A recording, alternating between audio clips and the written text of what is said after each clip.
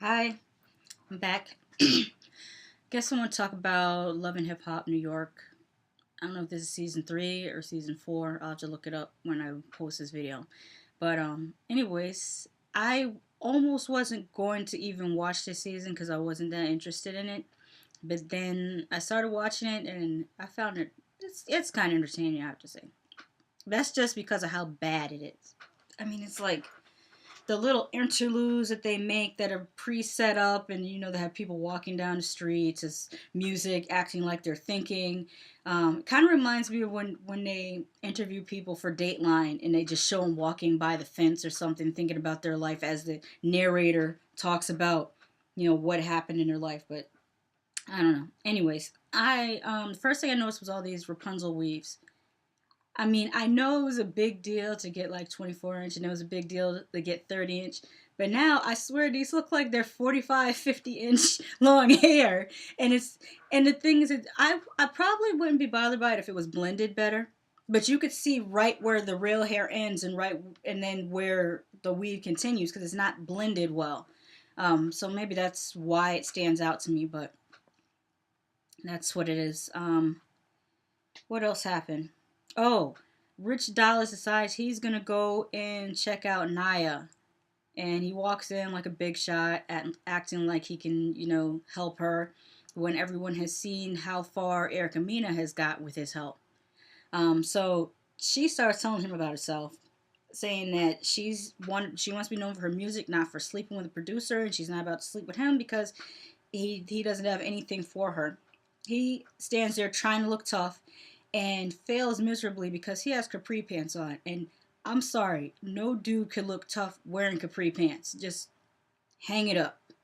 The minute you put on the capri pants, your toughness went out the door because you are a metrosexual. Which there's nothing wrong with being a metrosexual, but don't be a metrosexual and then try to act like you're a thug because there are homo thugs. So I don't know whether there's metros.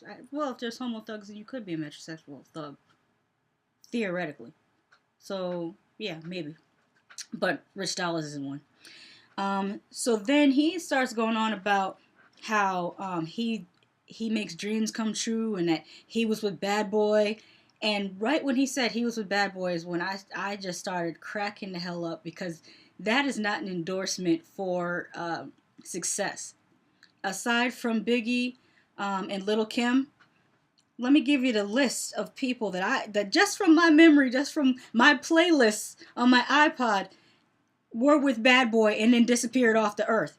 Let's see what happened to Black Rob. What happened to Carl Thomas, Total, Shine, The Band, Mace, Craig Mack, 112, Danny Kane, Loon, The Locks, Day 26, B5, Young Jock, Dirty Money. It just there's no, if you want a one hit wonder or maybe a 2-hit wonder, then you get on Bad Boy. But other than that, that's not a ringing endorsement to say you're with Bad Boy at all. Although I just heard that Machine Gun Kelly just signed with Bad Boy, so say goodbye to him. He's got one more song before they put him on the shelf. Next up, oh, Joe Button is still talking to Tahiri in that creepy ass monotone voice. I could not talk to somebody that spoke like that without getting the damn willies. There's just something about that. I don't know. So Tahiri's talking about how she is going to audition for this role and that she's going to have to go and shoot on location. And then Joe starts talking to her.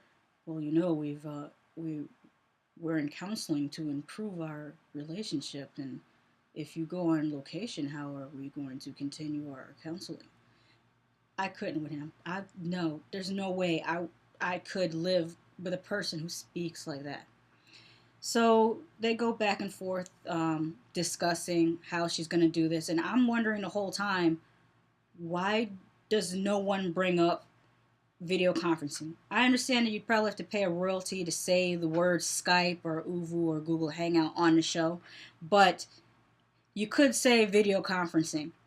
And I just feel like, are there so many people in the world that their only contact with technology is their iPhone and World Star Hip Hop, which I mean, what made me think of World Star Hip Hop is the fact that the majority of people that upload things to World Star Hip Hop do not understand landscape mode. Why can't you just turn it? That's that's not hard. Just turn the phone so that we get landscape view. Huh. But anyhow, we get to Peter Guns and Saigon are playing basketball, and Peter Guns, who has no business giving anyone any type of relationship advice ever, tells Saigon that he needs to get a paternity test. And what's even stranger than that is when they showed Peter Guns with his adult son. Now, let's go back. Peter Guns just told Saigon, you need to get a paternity test because the kid might not be yours.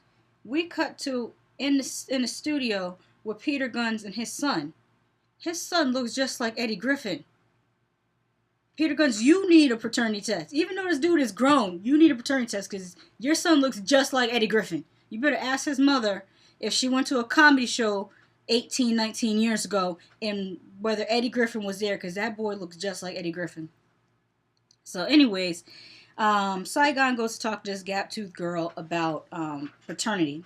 And they're talking about how marriage is too big of a commitment, which makes no sense. I never understand when people say that marriage is too big of a commitment, but having a child is not. Last time I checked, if you were in an unhappy marriage, you can get divorced. If you have a child with somebody, you can't divorce your child.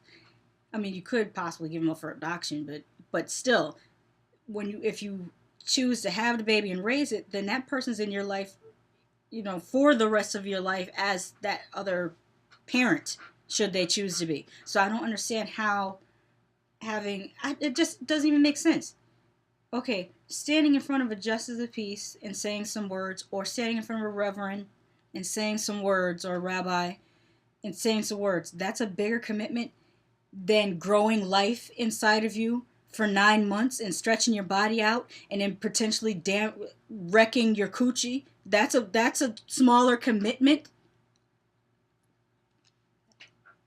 I don't know, it defies logic. But anyways. So, what else happened? Oh yeah, Tara talking to Peter Guns, saying if he messes up again, then, they're over, yada yada yada. We've heard it all before. I think we saw that in ATL. What's her face and Stevie J, Molly the Maid. The hell was her name? I just remember Jocelyn calling her Molly the Maid, and I just forgot her name after that. That's how she's known to me, Molly the Maid. So it comes out that, or we learned that Tara has been with Peter Guns for 13 years and has 2 children. And I was thinking to myself, what are the laws in New York regarding common law marriage? If you don't know what common law marriage is, there used to be, or there still is in certain states, a law that if you live with someone for so many years, that you are considered their common law wife or common law husband. And when I looked it up, it does not exist in New York.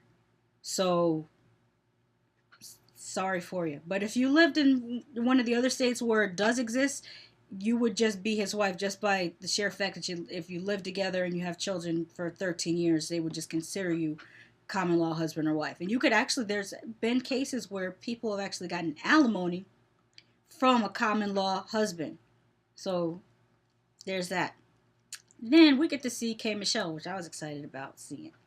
And my favorite scene is when she was in the nightclub and that guy came up to her talking some kind of stupidness, and he pulls out money, which I don't understand that, because that's happened to me once before too, where the guys just pull out money. Like, do I look like a stripper or a prostitute? I'm gonna jump in your lap because you got a couple dollars.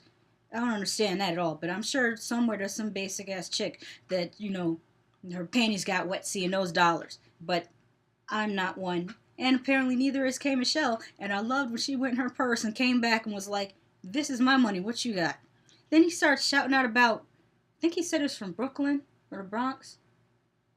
I'll never understand that. Maybe because I'm not from a place where you can shout out. Like, you will never hear anyone in a dispute or anyone trying to big up. You will never hear anybody saying, "Oh, big up East Hartford, Connecticut." No, you're not gonna hear that. You're not gonna hear people saying, "Oh, big up, I'm from Orlando. I'm from Orlando." No one, no. But if you're from Brooklyn or you're from Miami, I mean Brooklyn, New York, or any of the other boroughs, or you're from Miami, or you're from Los Angeles or the Bay Area, you could always shout out where you're from, or New Orleans too. You can shout out where you're from, but those of us that aren't from the cool places, we can't shout out where we're from because nobody cares, and it's not even the least bit intimidating. So, yeah, sorry for us. What else happened? Oh, Peter Gunn's looking at Amina. What maybe it was when Amina was trying to go into the club where Tara was, and she's all dressed up, and Peter Guns runs over there and tries to stop her from going in. And I don't even know why she would ever believe him, because the whole time he's talking to her, he's looking all like this. Oh, you shouldn't go, because I'm gonna tell her tomorrow. And if somebody's talking to you and they can't look you in the face, that's sign number one that they're a damn liar. But anyhow, she listens to him and doesn't go into the party. So it's whatever. Oh, by the way, I was watching Ashley Miller's video, and I was reading her comments, and somebody in the comments said that they liked L'Oreal better than Nia Lee. And I have to agree with them. I almost miss L'Oreal going, with her, it's L'Oreal. I miss her. They need to bring her back. They need to bring her back, need to bring Samoya back. Because I like both of them. Actually, speaking of shows, because I remember in one of my videos I said that there should be an all-star reality show with just people from different reality shows all together. They should do an all-star Love and Hip Hop and have it only the actual people who are artists. So it would be like Samoya Reese, Naya, Jocelyn. We'll call Erica Mina an artist for now. I would say K. Michelle, but I believe K. Michelle is a little bit higher than that. And I'm not even going to mention what's her face that's saying Candy Shop. I can't even be bothered to remember her name because she wasted 3 seasons and didn't do a damn thing with it. So it's whatever. You don't deserve to be on TV. If you don't know how to spin that into something decent, there's no help for you. So that's what that is. So anyways,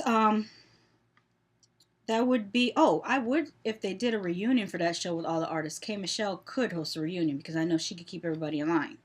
That would be good. That would be reality TV gold. But, so that's all I have to say about the Love and Hip Hop New York. This is a pretty short video, so I guess there wasn't all that much to say. Bye-bye.